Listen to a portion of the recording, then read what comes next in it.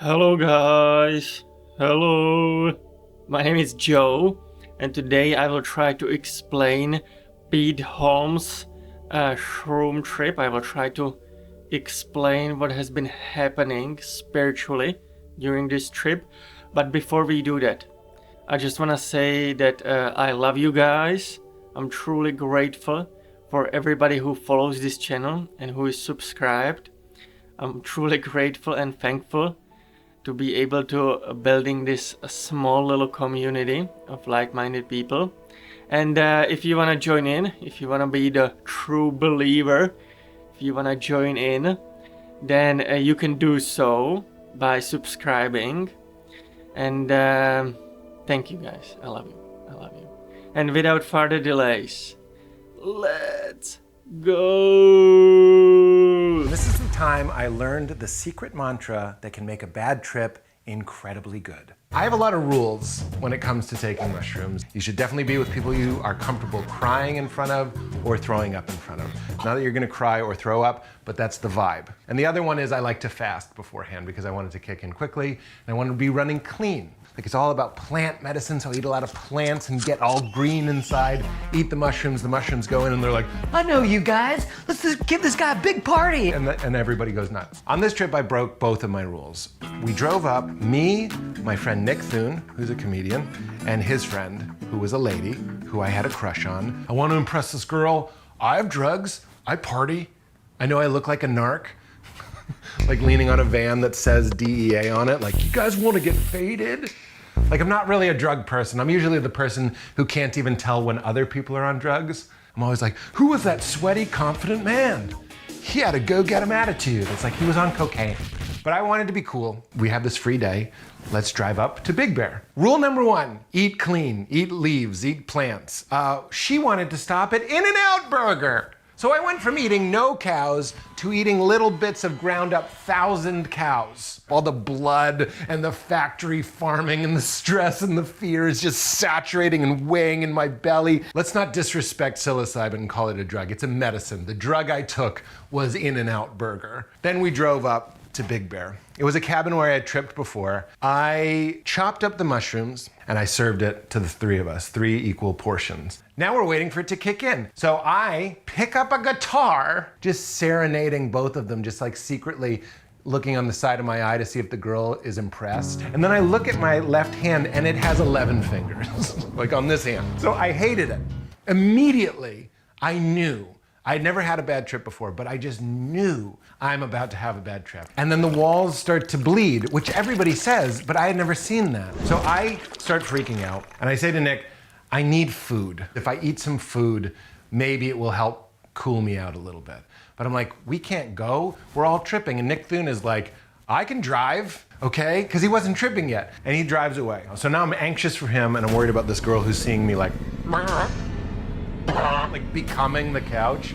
Like the cushions slowly enveloping my face. Goodbye. Like I was the couch. I had no body. I realized I had some Xanax, and a friend of mine had told me that Xanax would help with bad trips. And I poured them in my hand, and my hand was the size of a football field. My hand was a prairie, and each pill was an Irish sheep, and they were moving around, and I couldn't tell which was which. I knew one was Ambien, I knew one was Xanax, I knew one was Cialis. I'm like, I don't know if I want to be erect, asleep, or calm right now, but I can't risk it. So I just put them back in the bottle. I couldn't figure out which one was which. So I got up. Nick Thune returns. He is tripping. So he drove to the store in a car. He returned in a spaceship, and he gave me a banana. I was so in love with Nick Thune that he did this for me. And then the trip is still bad. It's not cooperating. I thought it wasn't cooperating with me. It turned out I wasn't cooperating with it.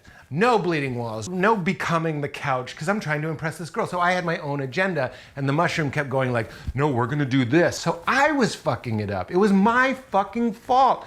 I was looking at Nick Thune. He looked like Christian Bale in The Machinist. And the girl turned purple, and she looked like a zombie, and she started having a bad trip, I think because she saw me having a bad trip. But then I realized, just say fucking yes. In life and in trips, it's what's happening.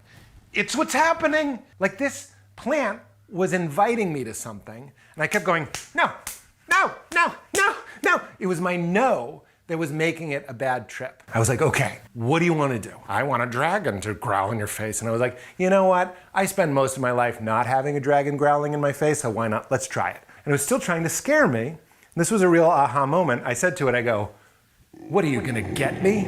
And I stood up and I go, guys, I am in a prison of my own making. We are walking corpses, own it. Sorry if it's being impolite. We all die. Enjoy it. And I'm like, we gotta get outside. And open the sliding door. We're on like a body of water. I guess it was a lake. We take our clothes off. We jump in the lake. Instantly just happy. We hear music, but it's not in our heads. It's real music. And we swim towards the music. And we get to the shore and it's a fucking outdoor festival. Literally. We didn't know what was happening. There was an outdoor like country music festival and all these people that we would never talk to. And we're like, we are you. You are us. But we didn't say that. What we did say was, we came from the sea. We hung out for songs. We started to come down. We swam back and danced on the lawn like gnomes. And the difference between a bad trip and a good trip is the word yes. Now, I just want to say that it is definitely recommended in any publications or blogs or articles that during your trip you should find a safe place somewhere. Ideally, it could be your home, it could be your friend's apartment, but ideally you should be in a safe place. Ideally with somebody who looks after you during your experience.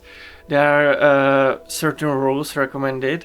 So it is not something new that I have heard. It's not the first time I've heard this.